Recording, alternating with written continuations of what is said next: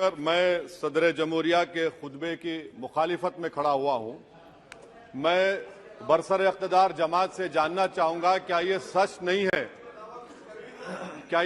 नहीं है कि आप ही के आदाद शुमार 75वां NSSO का डेटा ये कहता है कि 25% मुस्लिम बच्चे पैसों की गुर्बत की वजह से तालीम से ड्रॉप आउट हो जाते हैं।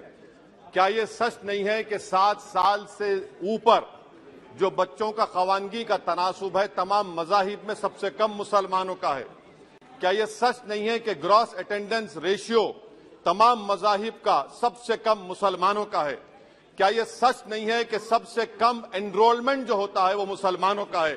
क्या यह सच नहीं है कि AISHE की रिपोर्ट ये कहती है कि हायर एजुकेशन में मुसलमान का तनासुब 5% से 4% पर आ चुका है? और ये सरकार इन तमाम आदादो शुमार को देखते हुए, इनके आदादो शुमार को सामने रखते हुए सदर जमहूरिया के खुतबे में लफ्ज अक़लियत का, माइनॉरिटी का जिक्र भी नहीं किया गया, जो भारत की आबादी का 19% का हिस्सा है। ये इनकी मोहब्बत है अक़लियतों से और मुसलमानों से।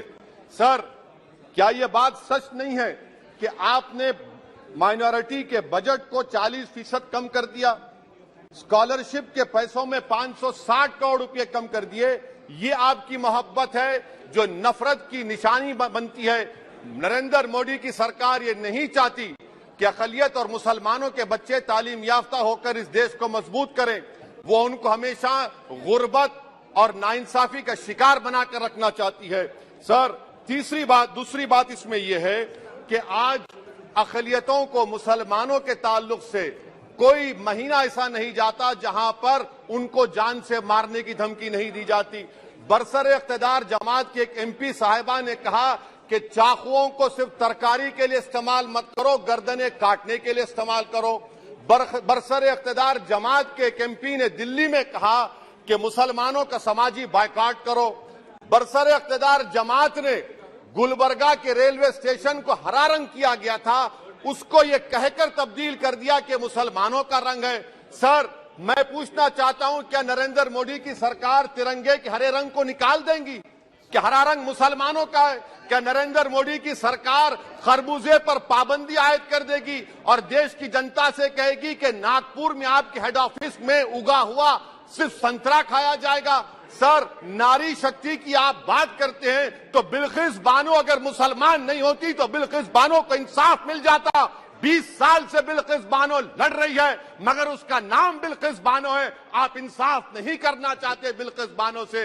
ये नारी शक्ति आपकी है। पसमानदा मुसलमान से आपकी मोहब्बत, दीजिए 1950 के प्रेसिडेंट ऑर्डर तरमीम करिए, दलित मुस्लिम का स्टेटस पसमानदा को दीजिए। आप नहीं देना चाहते। क्या मजहबी आजादी का उनको हक हासिल नहीं है? स्पीकर साहब, मैं मुसलमान हूं, मेरे बगैर ये मुल्क नामुकम्मल है। मैं इस मुल्क का यरगमाल नहीं हूं, मैं इस मुल्क का कैदी नहीं हूं। मैं पूरे सिटीजनशिप की राइट को चाहता हूं और अभी चाहता हूं। कब आप बिहार के सुरजापुरी और कोल्हिया बरादरी को कौमी OBC स्टेटस देंगे? स्पीकर साहब, दूसरी अहम बात मैं कहना चाह रहा हूं, चीन का जिक्र आपने किया। क्या प्रधानमंत्री अपनी जबान को जुम्बिश देंगे और चीन का नाम लेंगे? क्या आप चीन को डेमचौक और डेमसांग से उखाड़ कर फेंकेंगे? DGP कॉन्फ्रेंस में चेयरमैन साहब कहा गया कि 65 पेट्रोलिंग पॉइंट में से 26 पेट्रोलिंग पॉइंट पर भारत की फौज पेट्रोलिंग नहीं कर सकती है।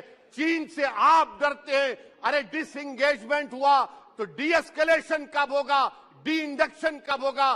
चीन से आप डरते हैं। 3 साल से चेयरमैन साहब 50,000 भारत की फौज हजारों फीट चोटियों पर बर्फ में खड़ी हुई है। देश के प्रधानमंत्री को क्या भारत की आवाम पर भरोसा नहीं है? भारत की फौज पर भरोसा नहीं है? अरे, चीन का नाम लीजिए वजीर आजम, डरिए मत चीन से।